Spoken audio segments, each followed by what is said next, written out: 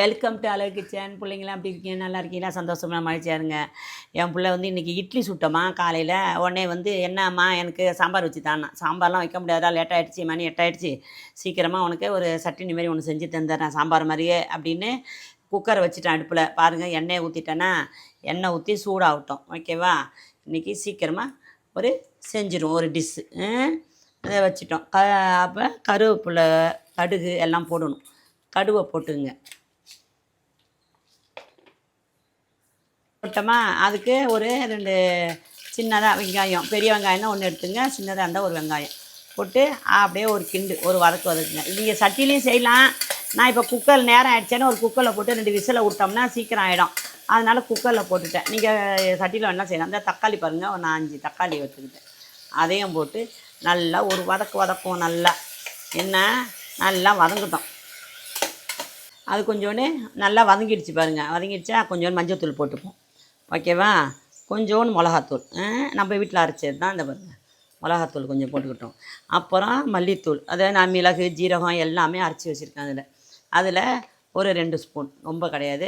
அதை பாருங்கள், இதில் 2 ஸ்பூன் போட்டுக்கிட்டு நம்ம உடனே என்ன பண்ணுவோம், கருவேப்பிலையும் போட்டுருவோம். போட்டு ஒரு கிண்டு.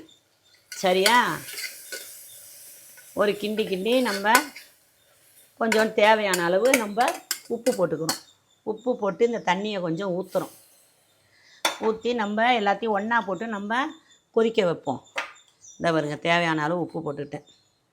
நாங்கள் இந்து உப்பு தான் புழங்குவோம், அதனால் இந்து உப்பு தான் போட்டிருக்கேன். கொஞ்சம் விட்டு விசில் அடித்த வரையும் அப்புறம் இதில் என்ன சேர்க்கணுமோ சேர்ப்போம். அந்த நம்ம அந்த சட்னி மாரி செய்கிறதுக்கு இந்த பொட்டுகள் அதை பாருங்கள், ஒரு 100 கிராம் பொட்டுகள் எடுத்து வச்சுக்கிட்டேன். அது 4 ஸ்பூனு மாரி அரிசி மாவு, அதாவது பச்சரிசி மாவு எடுத்து வச்சுருக்கேன். இதை வந்து நம்ம கொஞ்சம் தண்ணியில் கரைச்சி வச்சுப்போம். என்ன இப்படி, ஏன்னா கட்டி ஆகிடும், அதனால் கொஞ்சம் தண்ணியை கரைச்சி வச்சுக்கிட்டேன்.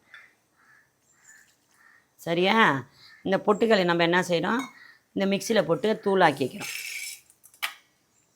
மிக்சியில் போட்டு ஒரு அடி, இந்த பாருங்கள் அரைச்சாச்சு. இதில் நம்ம கொட்டி வச்சுக்கிட்டோம். கொஞ்சம் நரன்னு அரைச்சிங்க. இந்த பாருங்கள், நைஸாலாம் அரைக்க வேணாம், நரன்னு அரைச்சி இப்படி வச்சிங்க. இதை நம்ம அரிசி மாவை கலரி, இதை பாருங்கள் தண்ணியாக இப்படி வச்சுக்கிட்டேன். அப்போ தான் நம்ம, இல்லைன்னா அரிசி மாவில் போட்டோன்னு வச்சிங்க அப்படியே கட்டி பிடிச்சி போய்டும், நல்லா இருக்காது. கரைச்சிக்கிட்டு தான் ஊற்றணும். ஓகேவா? அதான் வெந்திரிச்சு. 3 விசிலு. உடனே விசில் போக லேட்டாகும், சீக்கிரம் ஆகணுமா, அதனால் விசிலை இதேமாரி வச்சு இந்த பாருங்க திறக்கிறோம். ஓகேவா? திறந்தாச்சு, கொதிக்குது பாருங்கள் அப்படியே. சரியா? அதை அப்படியே என்ன செய்யுங்க, ஒரு மரத்தை விட்டு குடஞ்சிருங்க. நீங்கள் இதே சட்டியில் செஞ்சாலும் பரவாயில்ல, இந்த மரத்தை விட்டு குழஞ்சாதான் நல்லாயிருக்கும். ஓகேவா? அப்போ தான் நல்லா இதாக இருக்கும். இவ்வளோ தான் நான் செஞ்சிட்ருக்கேன். இதை மத்தாச்சு. ஓகேவா? செஞ்சுட்டு இந்த பாருங்க, அரிசி மாவை நம்ம அதே மாதிரியே ஊற்றிடுறோம். அரிசி மாவை அதில் ஊற்றிடுங்க. அப்புறம் இந்த பொட்டுக்கடலை மாவு இருக்குது பாருங்கள், இதையும் நம்ம கரைச்சி கொஞ்சம் ஊற்றணும். அப்போ தான் அதுவும் சரியாக இருக்கும். இல்லைன்னா எல்லாம் கட்டி பிடிச்சிரும், வேறு ஒன்றும் இல்லை, நல்லா இருக்காதுன்னு வச்சுங்க. தூவி விடலாம், இருந்தாலும் நம்ம அடுப்பு எரிஞ்சிட்டு தான் இருக்குது. இதை பாருங்கள், ஊற்றியாச்சு. பொட்டுக்கல்லை ஊற்றியாச்சு. எப்படி இருக்குது பாருங்கள். இது ஒரு சாம்பார் மாரி, அவன் சாம்பார் கேட்டதுக்கு சாம்பார். இது நம்ம இப்போ கொதிக்கிட்டோம். இதை பாருங்கள் எப்படி இருக்குது பாருங்கள். ஓகேவா? அதை பாருங்கள், கொதிக்க விட்டோமா, நம்ம எப்போதும் போல் கீரையை தூவிடுவோம். இப்போ கொதிக்கணும், அவ்வளோதான். நல்லா ஒரு கொதி, அவ்வளோதான். நல்லா கொதித்தவொடனே நம்ம இறக்கிட வேண்டியதுதான். செஞ்சு காட்டுறோம் பாருங்கள். ஒரு கொதி தாம்மா, ஒரு கொதி விட்டோன்னே டக்குன்னு ஆஃப் பண்ணிவிடுங்க.